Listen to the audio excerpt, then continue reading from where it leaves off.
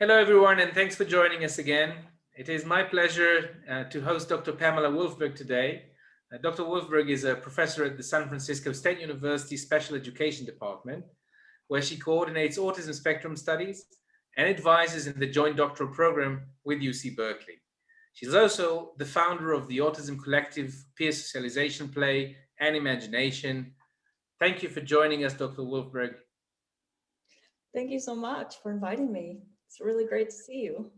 Yes, same here. I was really excited to meet you because I know that you've been doing so much important work around socialization of kids with autism and their inclusion with neurotypical peers. And I wanted to ask you maybe to describe in a nutshell the kind of work that you do in these groups with kids. Yeah, well, I've been working for many years, and I've myself started off working as a special education teacher in the public schools, where I first came across my first class of children on the spectrum. And at that time, I noticed that while they were integrated, the term we used back then, with their neurotypical peers, they weren't really integrating with each other, and they spent a lot of time kind of off to the side doing their own thing, kind of engrossed in whatever was of special interest to them. And I come from a background where I studied play therapy, and I thought, wow, they're really missing out on the kinds of play and play cultures that I had seen and worked with kids who are neurotypical. And I felt that there was a real need to somehow bring them into this play culture. And the way that I define play culture is the co-creation of social and imaginary worlds, where children create these worlds, these realms in which they can just engage in any kinds of play that they collectively form. But they do this apart from adults. So that's what makes it a bit unique. As kids grow older, they're less and less engaging adults in this. And so I decided I was going to try for my master's thesis at the time to bring these kids together. And so what I did was I developed what's now known as the integrated playgroups model. And this is where we bring together kids on the spectrum, whom we call our novice players, together with neurotypical children, whom we call our expert players. And then in a way, what happens is by facilitating their play together, we're actually, they're having shared expertise, so to speak. This is very much based on this idea of a Vygotskian model of play, of development, where children learn, or all people learn, through social interaction with others and through this kind of shared expertise. So really what's happening is the children are learning from each other in unique ways. And our focus is very much on socialization, as well as social communication being a part of that, and play across dimensions from, early pre-symbolic to symbolic, and hopefully to the point where they're developing pretend play. And how much mediation does that require, adult mediation? So the methods that we developed, and maybe I should bring it up to the front, to the present, and say that, so I started this many, many years ago as an experiment, and my mentor at the time was the infamous Adriana Schuler, who many people may have forgotten because it's been a while, but she wrote the very first book on communication and autism. So she was around at the time of some of the other greats like Lorna Wing, and when we were kind of like, I would like to say, at the new awakening of autism. And she was famously skeptical when I said to her, look, the kids are really, they're gaining these skills. And she's like, well, I need to see this for myself. And she came in and she was like, all right, now this is what we need to do.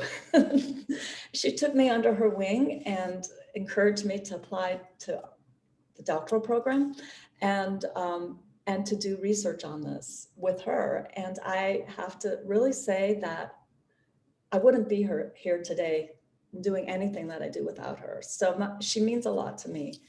She sadly passed in 2011, but without Adriana, I know that the integrated playgroups model will not be where it is. So I need to give credit to her. And I need to also credit the many, many people I've worked with over the years, and we're talking a lot of years, who have, I think, contributed to this model. A lot of people say, oh, it's your model. And I say, no, really, it's everybody's, because I keep learning and it keeps evolving. So today we have playgroups, you know, pretty much all over the world, or at least we've introduced the idea of it and people have taken it in these different directions. So, so now what we're seeing is that where it was originally designed for children from age 3 to about 10 or 11 through elementary school age, we've got adaptations now for older children, and even folks are seeing adaptations for adults. But the focus of the facilitation process, which I think was your original question, is really on what we call guided participation. So there's a lot that goes into kind of structuring the session, preparing the environment, and then the actual facilitation process. And all of these elements need to come together in our research and practice to be effective. And basically, the heart of it is focused on finding mutually engaging activities, interests, experiences that are all what we would say relevant or even culturally relevant to the children. And so that will vary from one place to the next, as well as from different age groups. And it's kind of dance, really. So as a facilitator, as an adult, you need to be able to have a strong background, I think, in child development, or developing that background, that understanding in child development, but also in the unique challenges and also the unique abilities of autistic children. And with that in mind, we engage in a set of practices that facilitate responses to initiations, for example, and to scaffolding play, to guiding and social communication, and then also play guidance where we meet the children at their level of understanding and experience. And you're mentioning an age range, but you did not target a specific level of verbal abilities or cognitive abilities. Am I right to assume that it actually is available for everyone?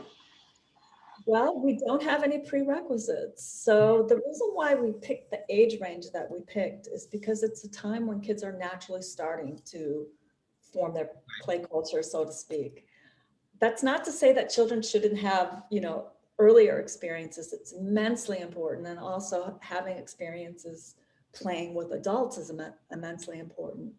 But the play groups that we've developed are really about peer play, and the adult's role becoming as minimal as possible. So really, in the beginning stages, we might be, you know, more in there modeling and directing, but we try as much as possible to phase out to the point where we hope that it's not an intervention any longer, but it's truly just play groups for the sake of play for the kids. And I sometimes in my training say to parents that, you know, this is what we would call, you know, coffee clutch time, which is a German way of saying, you know, having coffee with your friends and chatting. Like, you know, I can still remember my mother talking on the telephone, you know, while us kids were playing, and she was completely ignoring us, but she was there if we needed her.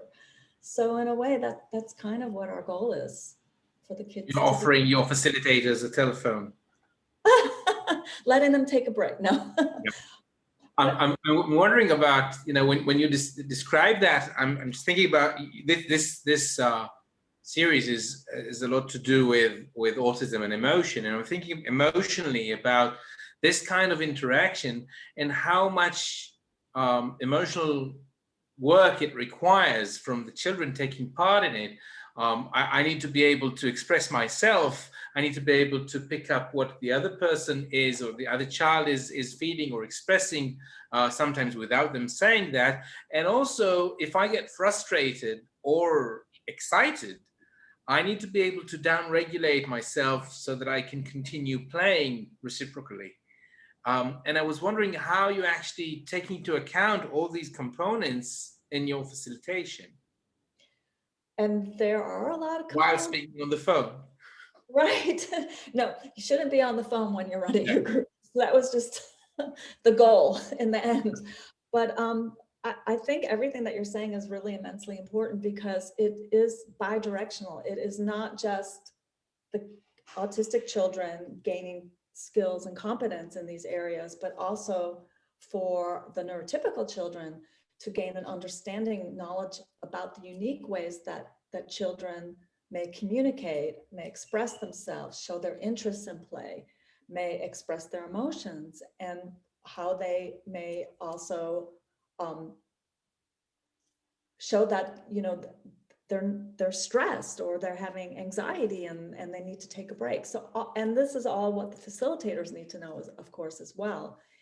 And I think because we're really trying to create an experience for all the children, a beginning place is that we do try to demystify autism. And I use a term that a friend of mine, colleague, Heather McCracken of the Friend to Friend Social Learning Society, refers to as Autism Demystification, where she is both the director of the society, but also a mother of a boy on the spectrum who his peers didn't understand him. And so she created a program, and we use a lot of her principles and practices where we try to bring a understanding of, autism is a different way of thinking, of being.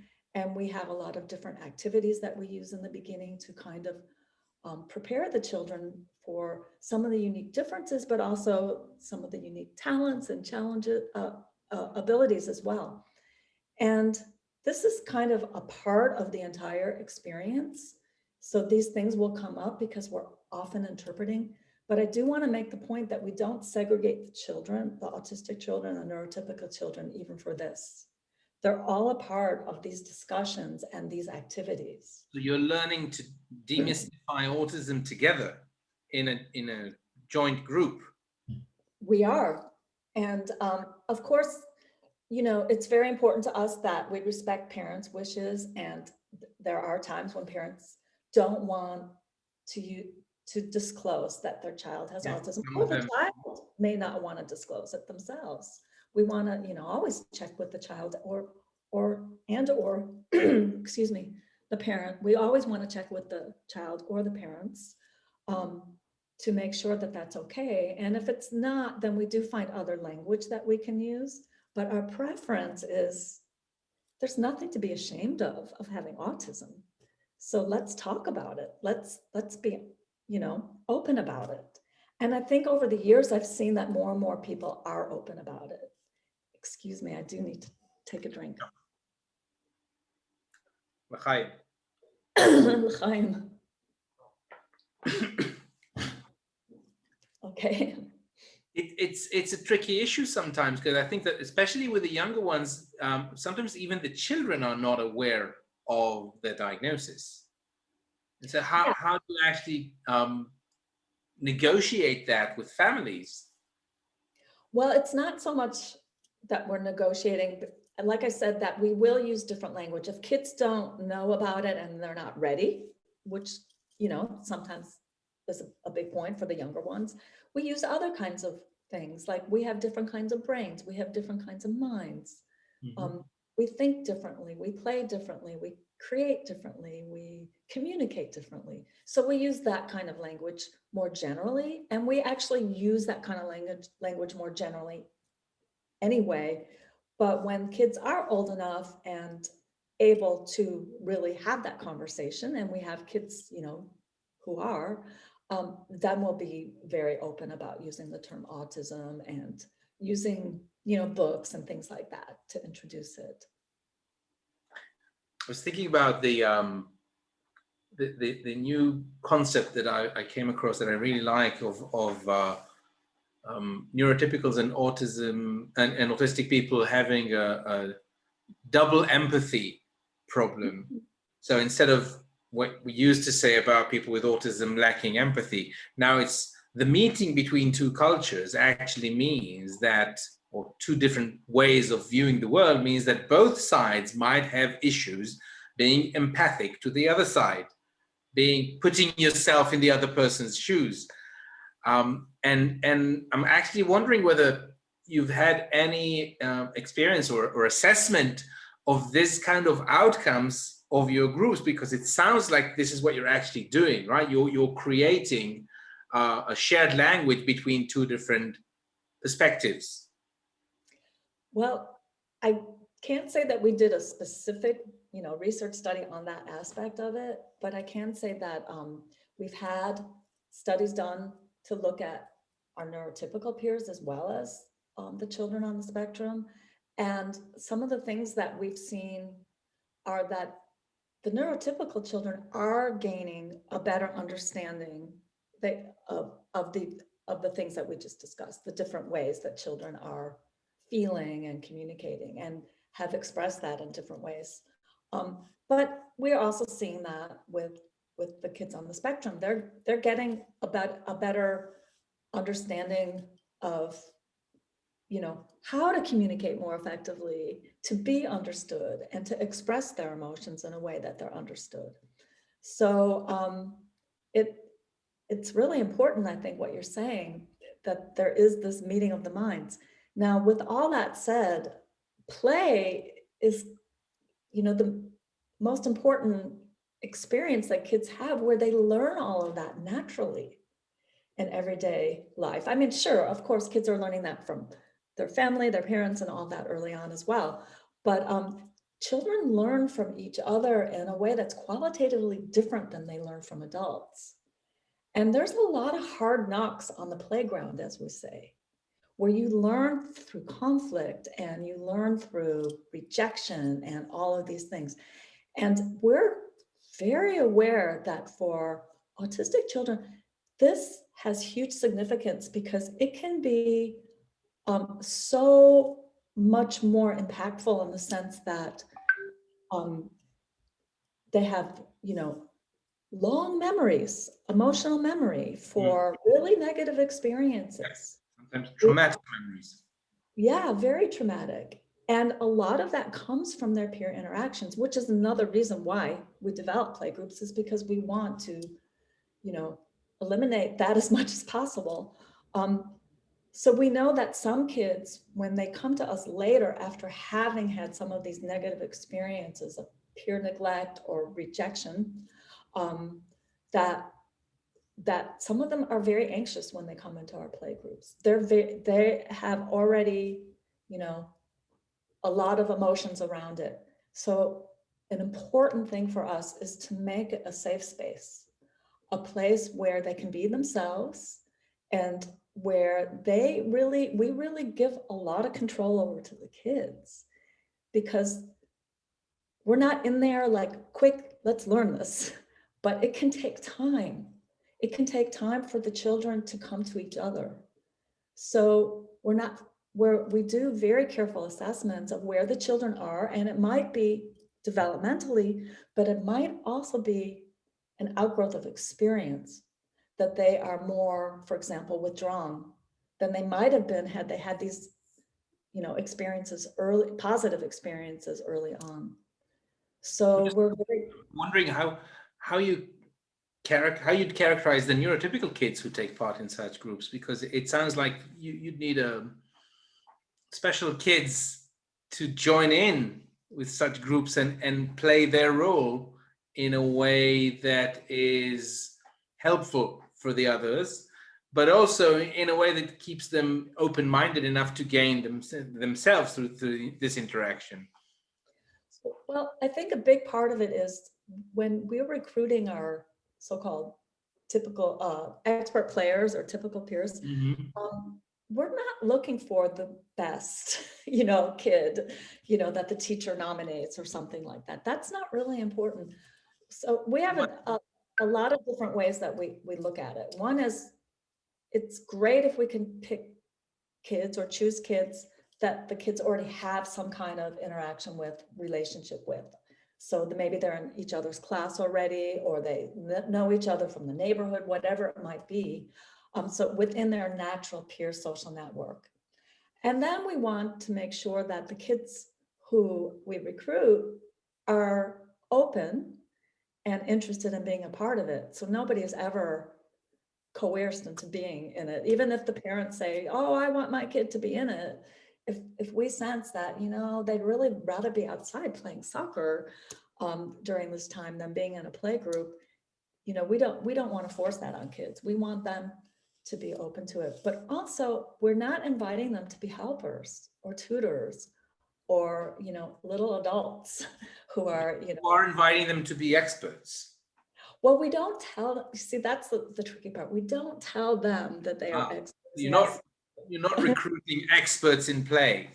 No, this is kind of more, I should say, more the language that we use, within our model, because it really kind of reflects a Vygotskian model. But we've learned over the years, it's probably not such a good idea to use that term unless we need to. And sometimes we do.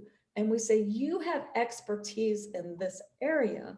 So even our quote unquote novice players also have expertise. We want to make sure that the kids realize that, the novice player might have the kind of mind where they're really good at, numbers. And you might have the kind of mind where you're really good at taking care of, wounded animals or whatever it might be. And to make sure that the kids realize when they're coming to the play group that they're coming to play and have fun. That's our main goal. But to learn new ways of playing and new ways of making friends and new ways of relating to each other, so that they understand that it's not a free-for-all. We've learned over the years that if they come with that expectation and we give them a lot of freedom to do whatever they want, that we're not going to get very far. And when thinking about generalization, of what they've learned through the groups into other life settings, does that mean that these peers that they meet in the group would actually meet them outside, I don't know, during break time or at home after school? Or another related question is there a role for parents in this kind of group so that they could facilitate generalization? Absolutely, yes to all of that. We definitely choose kids, hopefully, that are in the natural peer social network so they can have long-lasting friendships that go beyond the play group. We don't want the play groups, which generally meet 2 times a week for, if they're in a school, as little as 30 minutes to, an hour. Sometimes they're like an hour once a week. So that's not that much time. And what we really want to see is that, yes, that what they're learning does generalize, certainly beyond the play group, into their everyday life. And parents have a really important role because, first of all, we always include the parents as a part of our planning team in participating in any of the training. And in fact, we have parents who are also sometimes facilitators themselves.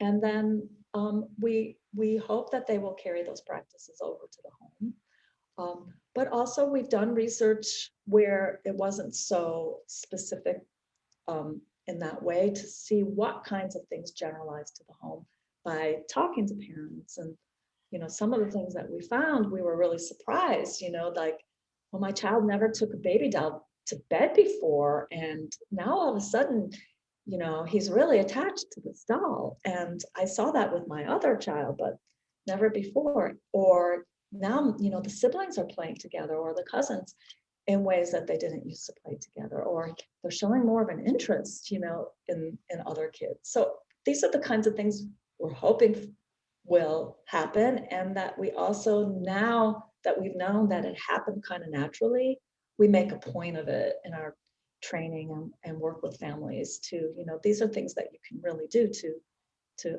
you know, help facilitate that at home as well, or other settings. Well, one thing that, I think children naturally play with nowadays, and not just during COVID, but in every day, is computer games, in consoles, and also when they host friends, when friends come over, they might spend time together playing computer games. How do you see this kind of playing supporting the roles of, or the goals of your group? So it's really funny because when I think about over the years, and I will confess, we've been doing this since the late 80s, how much has changed? Computer games back then, right? Well, yeah, I mean, they were there, but it was more like Pac-Man, right? Atari. But when I think about over the years, I mean, kids have always been attracted to computer games and screens and all of that. And in our early days, we were like, let's try it in the playgroups. And we weren't that excited about it because we thought it really was more of a barrier to the interactions that kids had. And then we did a lot of, well, let's pretend to be computer games. And you know, let's bring the, you know, Angry Birds into our play group and act them out. And we did a lot of that, and we still probably do a lot of that kind of thing today.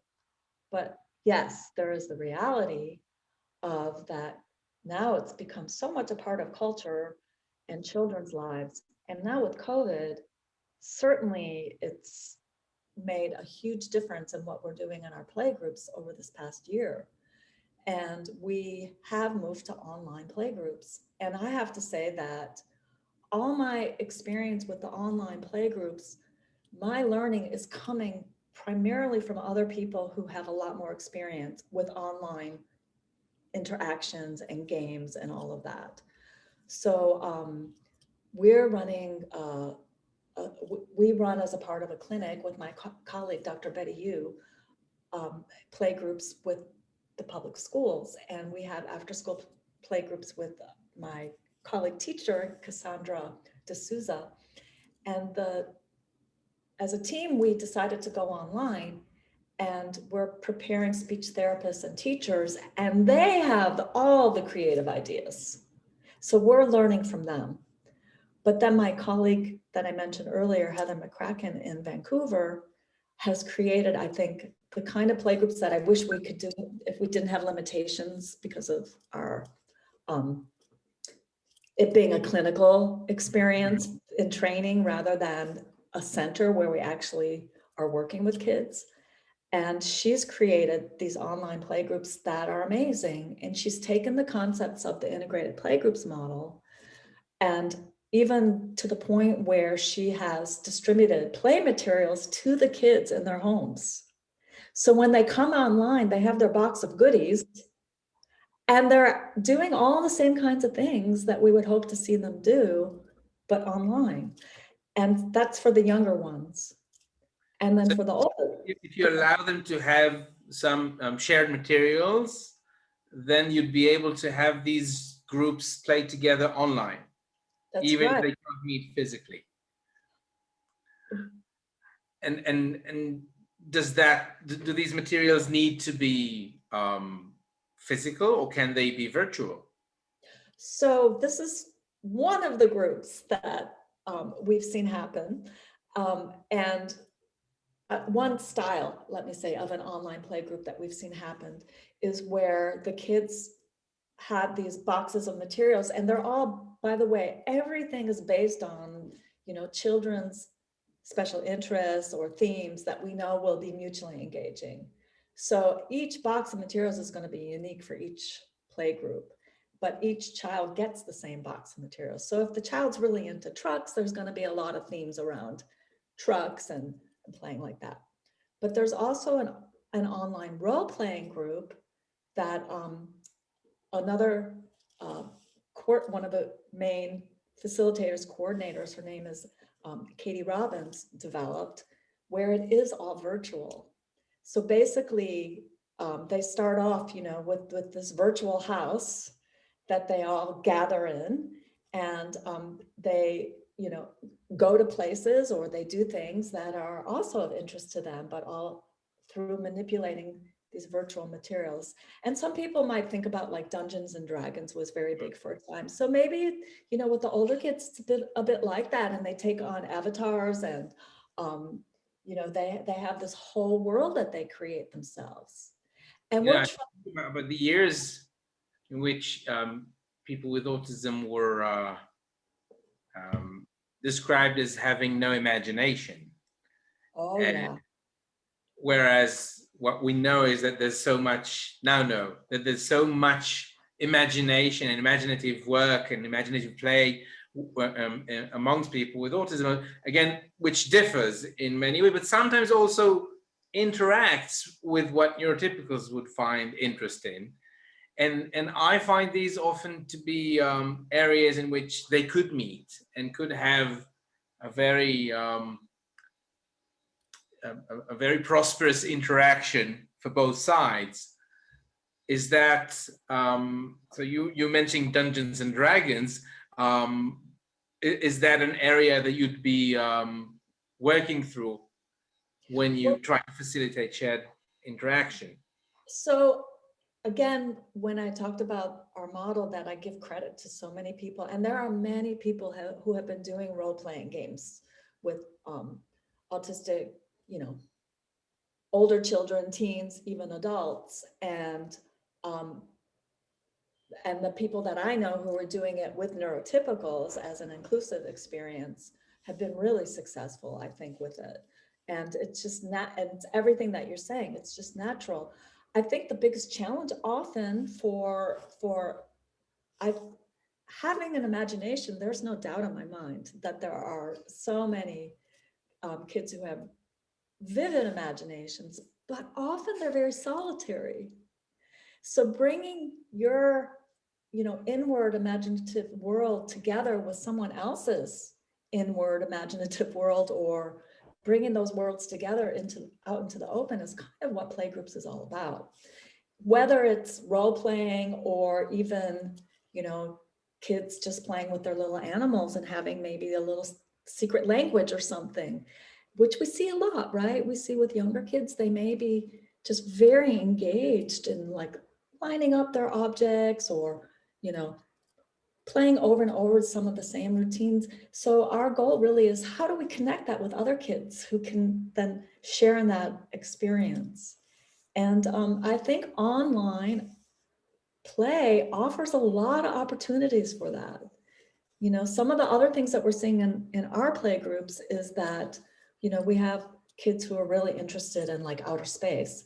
So, the facilitators that we're training, they came up with all the ideas of getting this, I think it's called Canva. It's a tool where you can, bring all sorts of, pictures onto it and manipulate things. And the kids are literally having a blast. I say literally because there's always these spaceships blasting out. It's amazing for me to see. And I know I wrote this in my first book, but I don't know who to quote. So forgive me if I'm not remembering that. But I do recall writing that, I really anticipated that, computers or technology would be the sandbox of the future, and the future is here. This is our sandbox now where kids are playing, whether they're on their, cell phone or they're together like we are on Zoom. I recall when I started working on using technology for people with autism, I read, I think it was a paper by Patricia Howland, 1996, in which she said, 1908, she said that kids with autism should avoid using computer games because it keeps them away from socializing. And I think that nowadays, when you think about the computer, it's not where you park, it's actually where you embark on your journey. There's so much, so many paths that you could take going through a computer. Where you could meet other people, be it social networks or different kinds of apps where you could meet kids together around mutual interests, that the focus should not be about whether you're on the computer or off the computer, but how do you actually engage others when you're on the computer? And maybe also how do you actually maintain that engagement when you go outside and meet the same people outside the computerized environment? And so I wonder, and I'd be interested in hearing what you think about that. If some of the restrictions about what is and isn't the appropriate game playing or social interaction is actually imposed by the facilitators or the clinicians, the way we see things, the way they should be, or maybe how we experience the world when we were younger. Well, first of all, I'm going to always quote you now because I love that. You said that the computer is where you embark on the journey. And, you know, that's just so true. I mean, it's a tool like anything else. You know, toys are where you embark on a journey too, right? It's what you do with them. And the point that you brought up about the facilitator is key, because it's not for us to decide what is appropriate play. Or, you know, I often say that in order to figure out what is meaningful for the children, you need to, it's culturally, it's tied to culture. It is what is meaningful within that culture. It is the tools that are part of society and culture that we play with, and that, you know, are brought into our play groups. So, you know, I could buy, for example, this beautiful, you know, pretend kitchen set and, you know, take it out of its box, and the only thing the kids really care about is the box. And we have to respect that. We have to respect what the children are interested in. Now, that's not to say that they're not influenced by adults and what we sanction as, you know, appropriate play. And I think we squash their imagination sometimes when we do that. For example, you know, I know that things like Candyland, the game Candyland, says for ages 3 and up. And I'm like, yeah, but have you ever tried to get 3-year-olds to play Candyland by themselves? I mean, you know, it's 3 and up because they're not going to probably swallow the pieces. It's safe for them, but it's not necessarily age appropriate.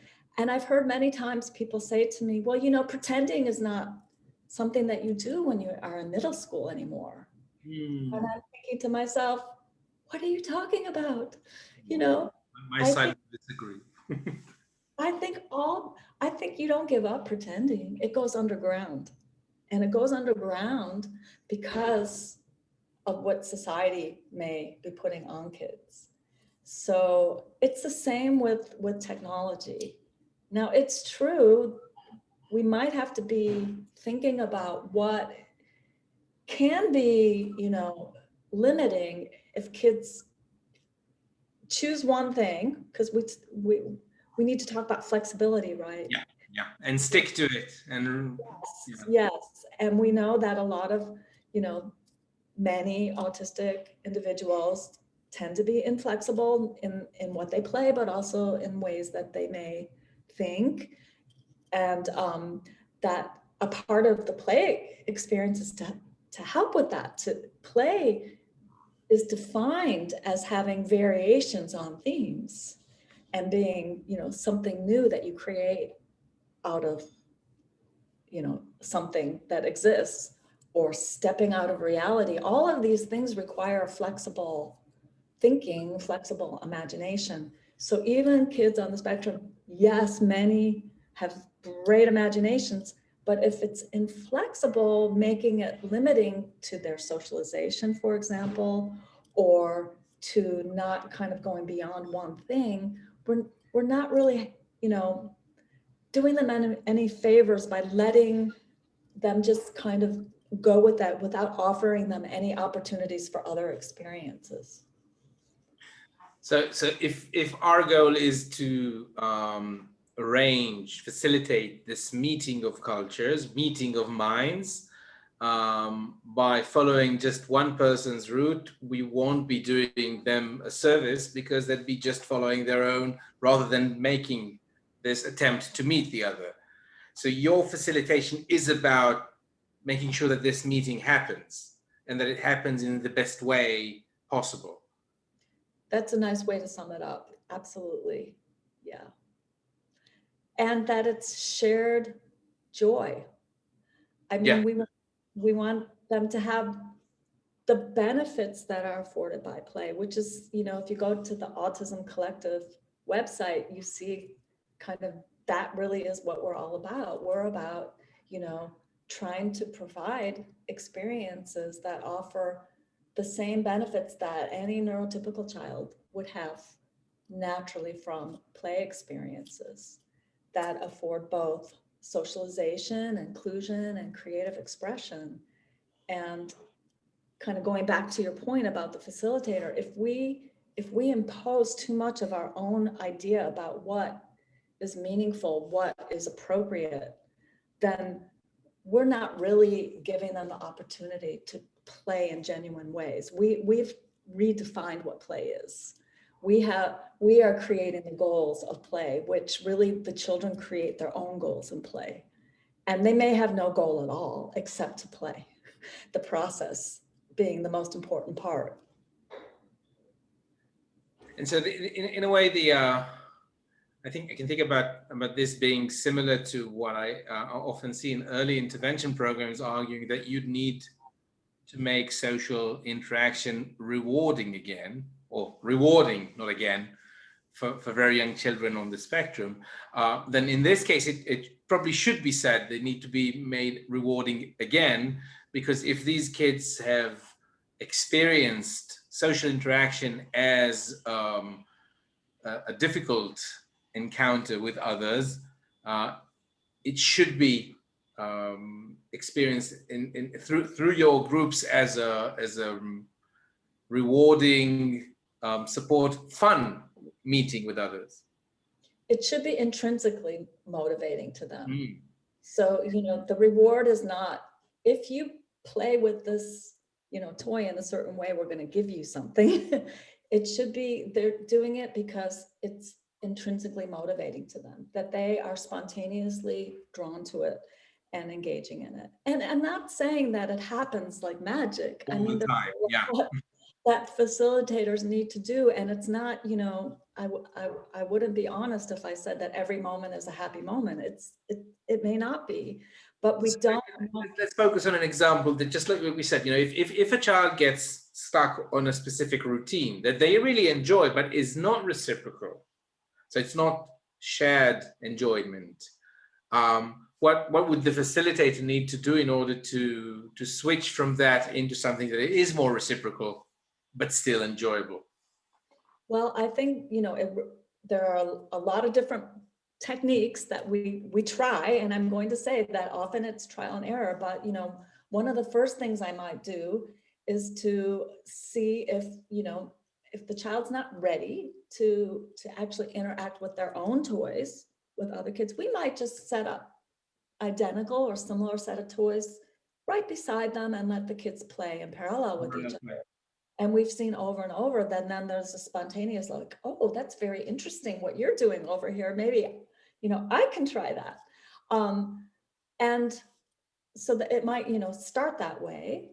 It might also be, and adults do sometimes get in there and play. So it might be the adult getting in there and modeling some, purposeful kind of playful ways to almost interrupt the play, but in a way that doesn't upset the child, but they see it as a game. And so it might be, they're really into having their toys lined up just so, and then it might be sneaking in, oh, I'm taking your toy. And then they're like, no. And try to, turn it into kind of almost like a You're ritual. already playing. Yeah. And then hopefully, the other kids can try it. Right. If sometimes I think it's a lot of just, I It's don't a know if that's the creative right word. process.